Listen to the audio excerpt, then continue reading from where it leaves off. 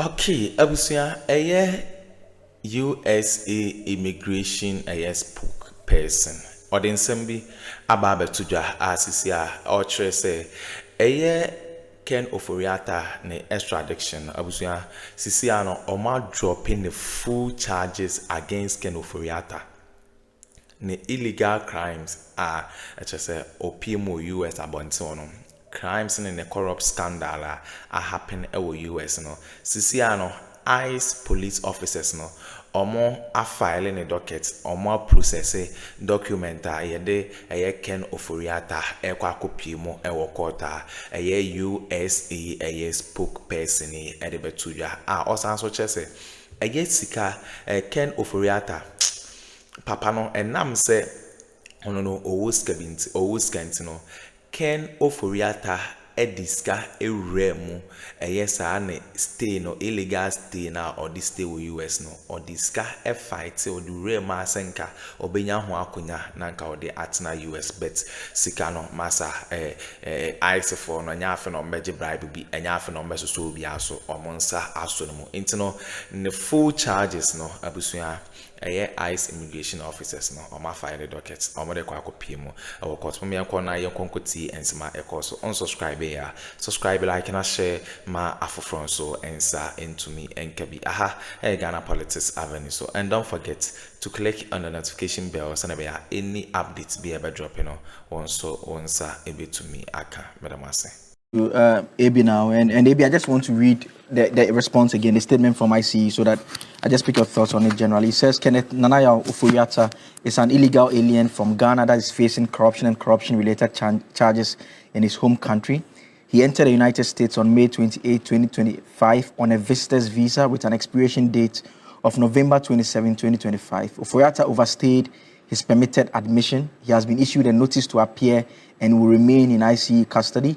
He'll be given due process before a Justice Department immigration judge. The Trump administration has been abundantly clear. Aliens must respect our laws or face the consequences. Overstaying a visa is an immigration law violation that can result in deportation. I mean, last week you had picked up information that the Attorney General basically confirmed to an extent. I mean, in fact, in greater detail, just with a bit more detail and the role that they were playing with the FBI and all of that. It does appear from this statement that they are silent on, but they are silent on the extradition request, but they do make it clear that they are aware that he's facing corruption-related charges in his home country. I mean, what do you have to make of all we are learning this morning? I think the information you have is more or less a summary of the details. I believe that depending on the questions you ask. For instance, I didn't see a question like, because you knew about it, so you should have asked that question, whether his visa was revoked. So there could have been clarity there. But when you listen to the Attorney General, he indicated that he was asked to leave the US on a certain date. In fact, I remember he said in November. Which in the statement here today, they say that he was supposed to leave in November, but they described it as an expiration, November 27, 2025. And he didn't.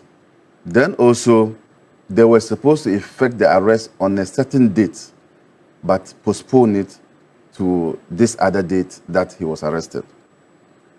But if you put all together and what the Attorney General said to us last week, Saturday, is a clear indication that this arrest of Ken Ofori is in furtherance of the extradition request.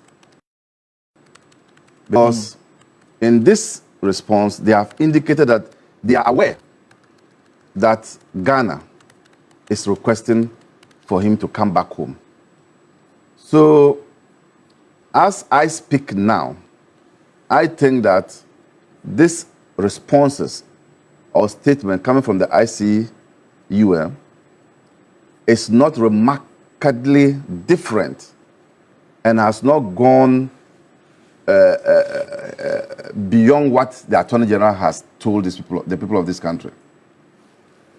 what is critical now is we should wait, because they say you have his day in court, and I'm told he'll go to court on the 20-something.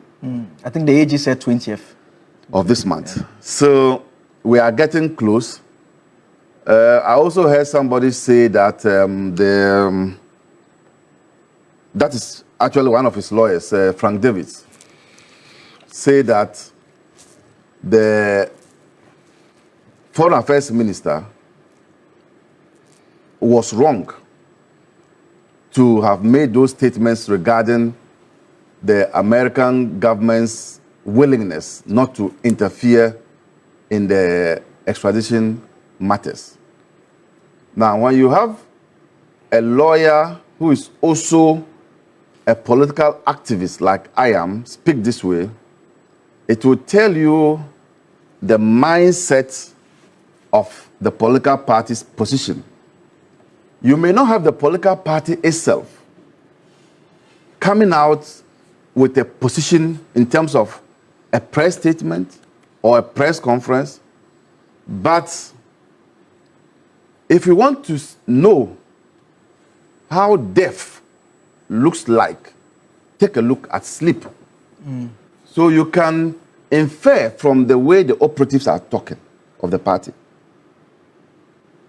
And these operatives, when talking, will not say anything which is in contravention or which goes beyond the belief of the party. So yes, you want to know the MPP's position. The MPP position can be found in the comments that individual members make. He spoke about Andrew Ejipamensa. For you to come as a lawyer, if he wasn't a lawyer, that would have been a different ballgame. But to have said that there is no law that imposes a duty on a public officer to account, it's a clear indication of two things. Either he is corrupt, as Kennedy, Ken Agyapong himself is. Ken Ofori. Ken Ofori, sorry, Ken Ofori is. Or it borders on incompetence.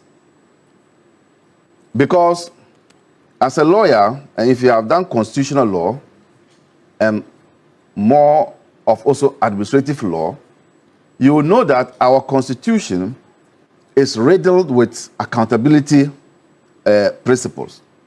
The entire constitution is riddled with accountability principles. In fact, the preamble, you see accountability there. Yeah. So I can tell you that the way the MPP manage this country, like a criminal cartel, it will be difficult for the MPP to come out and say Ken should return home or distance themselves from the conduct of Ken. And so let's wait, let's see how the court processes will roll out in the US, and then we can take it from there. And 20th is not far.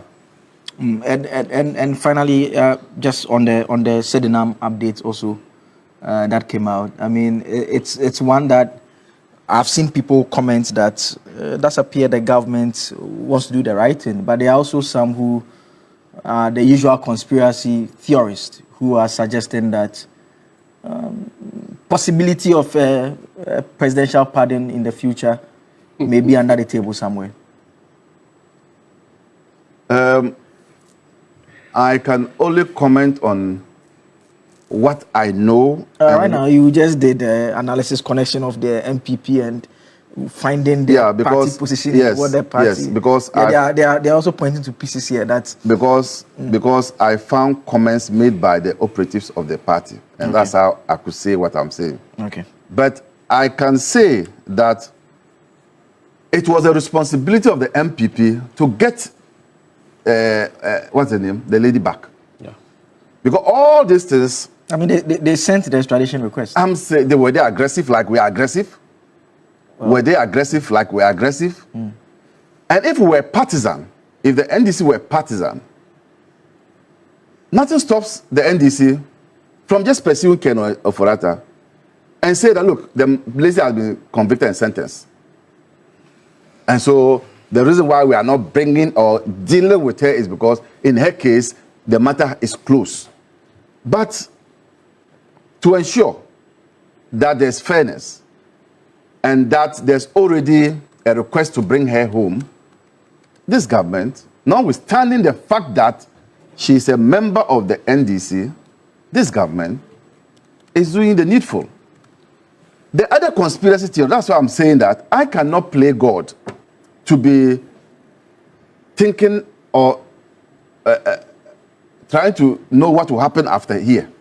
I cannot play God. And I didn't play God when I was speaking about Ken Ofori.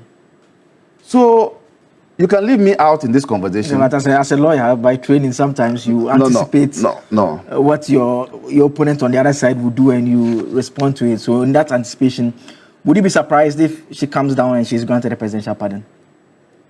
Once again, I don't speak for the president. I can't speak to that.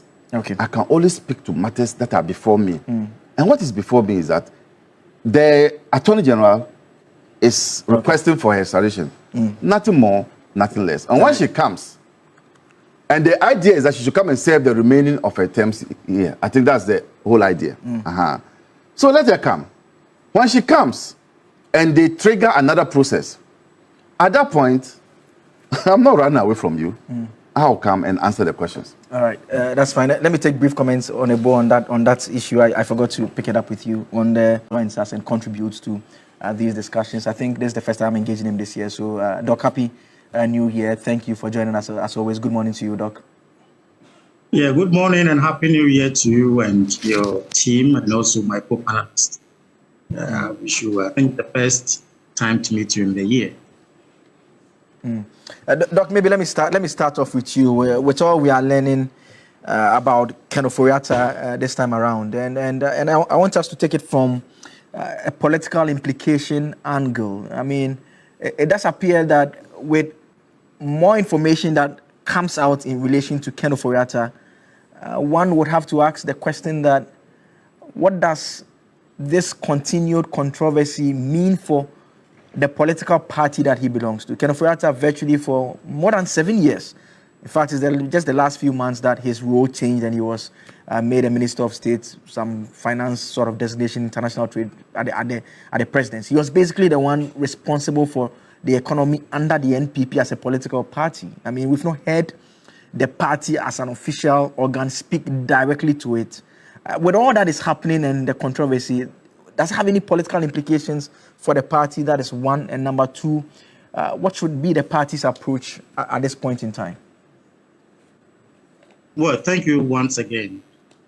You know, for Ken Ofori issue always coming up day in and day out, I think that the state's institutions were not able to manage this in such a way that the procedure in which we can get Ken Ofori to come to the country to have some questions to answer was not well, should I use the word in quotes, organized or structured.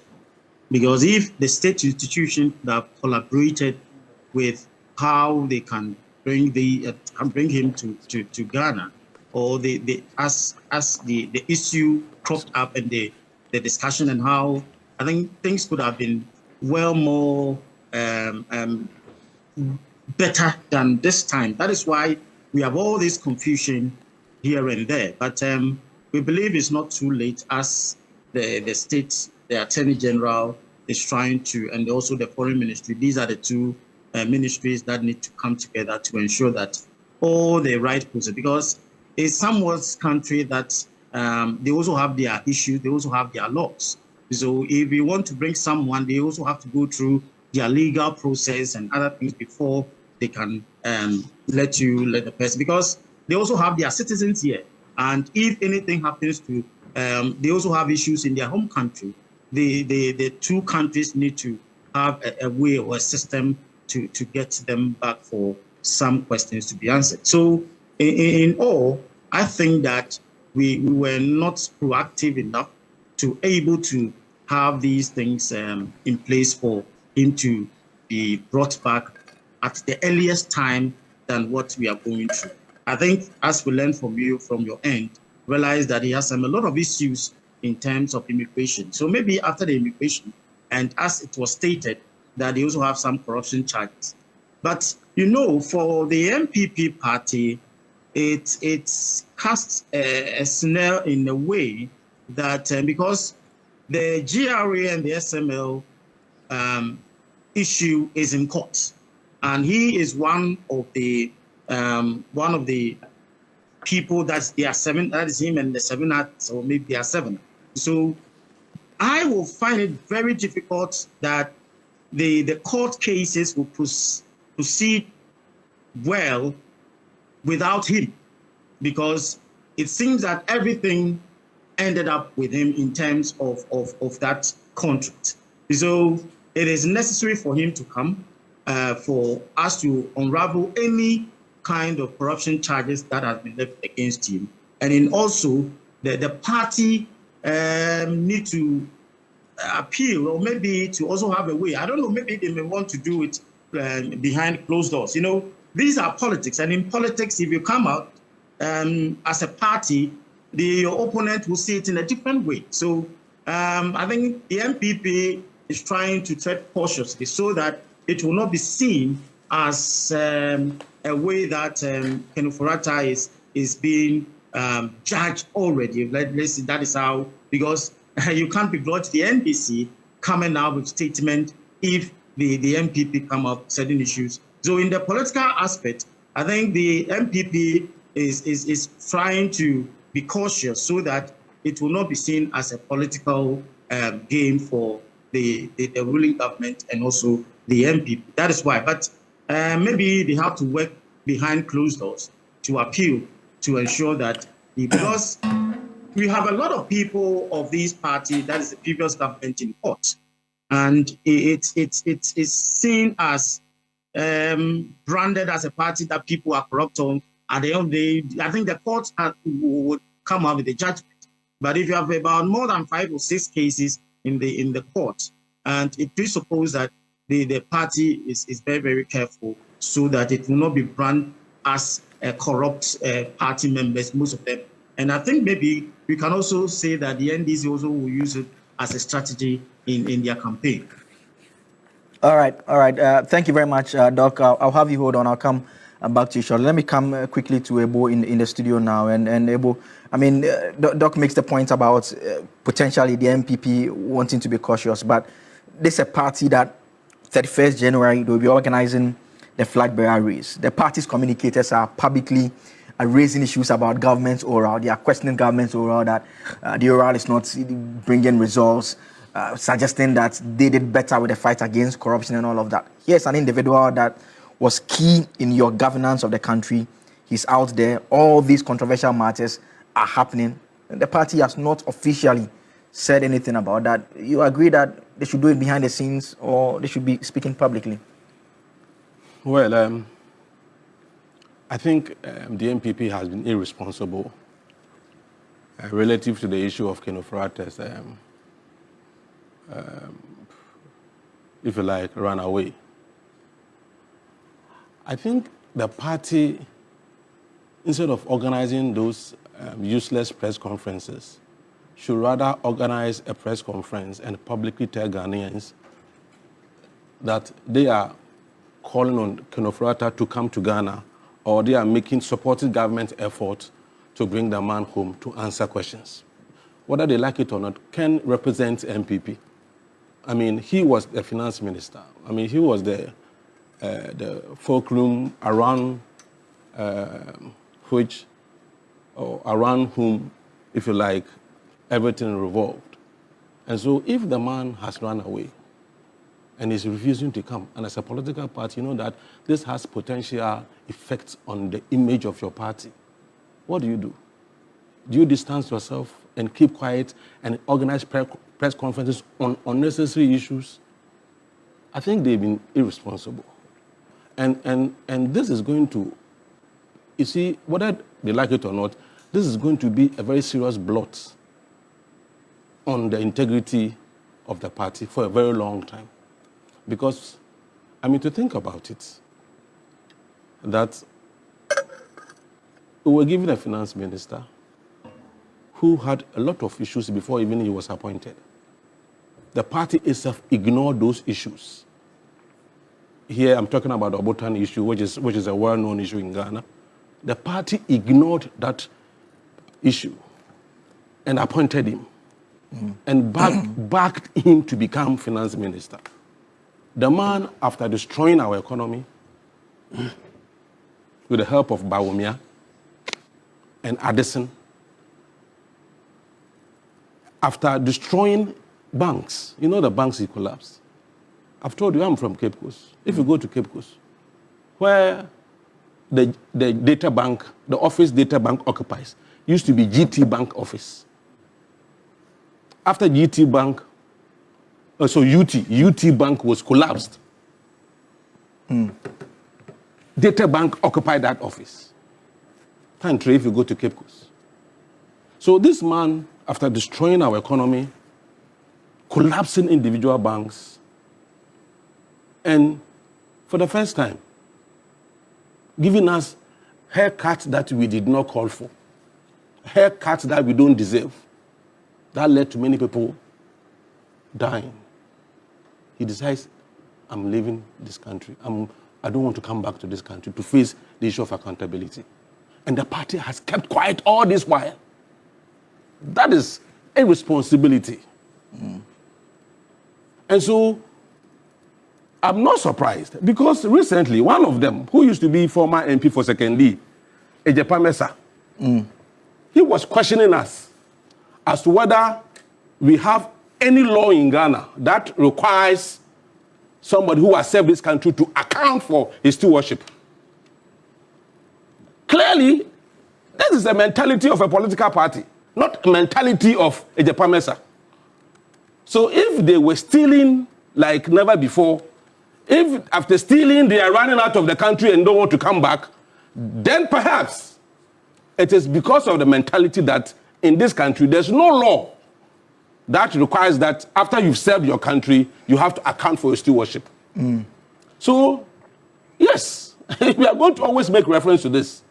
And my position is clear, and even at the risk of sounding repetitive, I'm saying that if MPP, if Atta is refusing to come to Ghana, so long as he remains abroad, his political party, MPP, the one that brought him, should remain in opposition.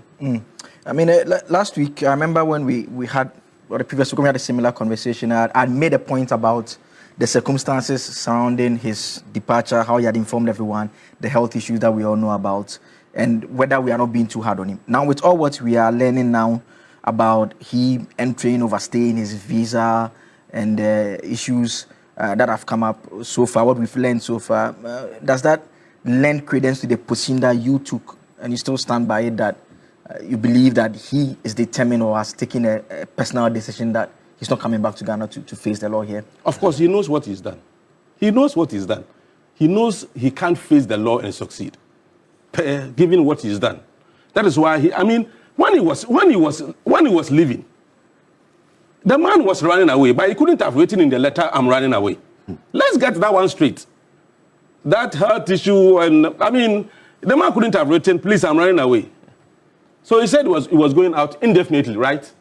So it's a way of telling you that I'm not going to come back.